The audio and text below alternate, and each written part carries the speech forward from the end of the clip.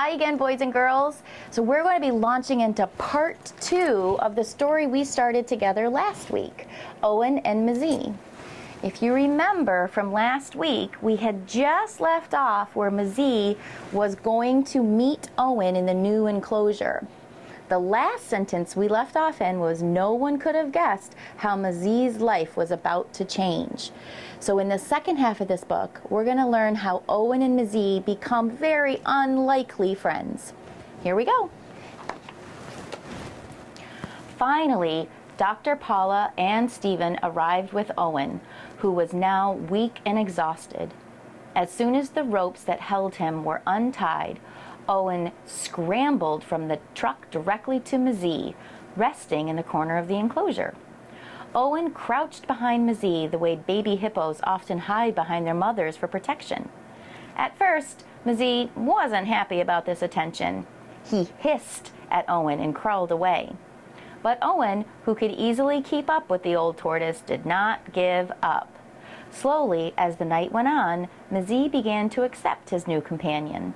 When the park workers checked on them in the morning, Owen was snuggled up against Mzee, and Mzee didn't seem to mind at all. So it sounds like Owen was being a little persistent, and maybe Mzee was being a little bit open to continuous learning. Over the next few days, Mzee continued to crawl away, and Owen continued to follow him. But sometimes it was Owen who would walk away from Mzee, and Mzee who would follow. Bit by bit, Mzee grew friendlier. At first, Owen wouldn't eat any of the leaves left out for him. Stephen and the other caretakers were worried that he would weaken even more. Then they noticed Owen feeding right beside Mzee, as if Mzee were showing him how to eat. Perhaps it was Mzee's protective presence that helped Owen feel calm enough to eat. No one will ever know.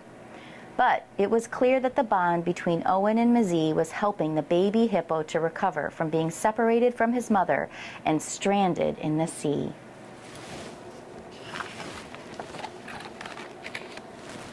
As the weeks went on, Owen and Mzee spent more and more time together. Soon they were inseparable. That means you cannot take them apart.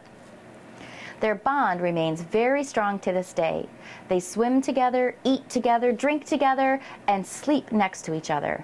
They rub noses.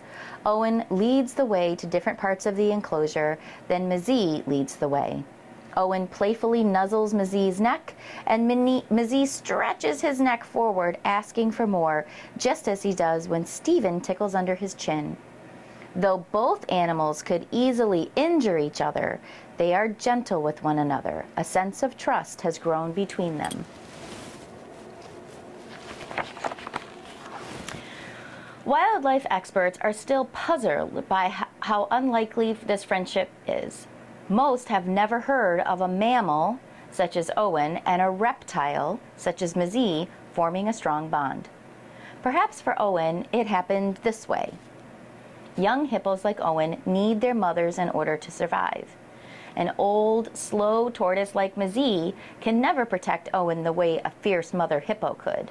But since Mzee's coloring and rounded shape are similar to a hippo's, it's possible that to Owen, Mzee looks like a hippo, the mother he needs.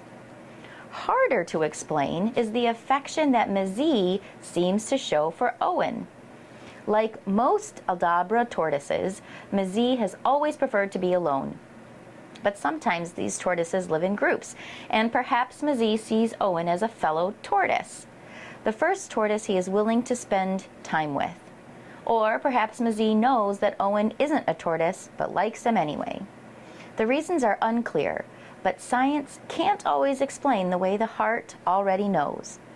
Our most important friends are sometimes those we least expect. News of Owen and Mzee's friendship quickly spread around the world.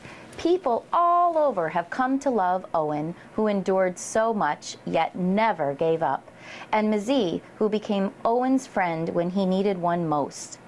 Their photographs have appeared in countless newspapers and magazine articles, television programs, and even a film documentary have been made about them. Visitors come to Holler Park every day to meet these famous friends. Owen had suffered a great loss, but with the help of many caring people and through his own extraordinary resilience, Owen has begun a new happy life.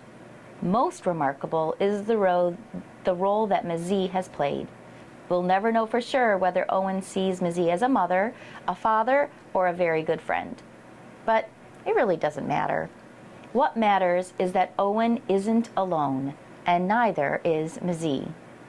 And that is the true story of Owen and Mzee, two great friends.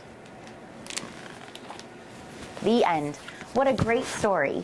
We heard about persistence, we heard about empathy, we heard about thinking for others. I just love this story, and I know that each one of you will take time to make new friends at Manor, just like Owen and Mzee. Have a great night.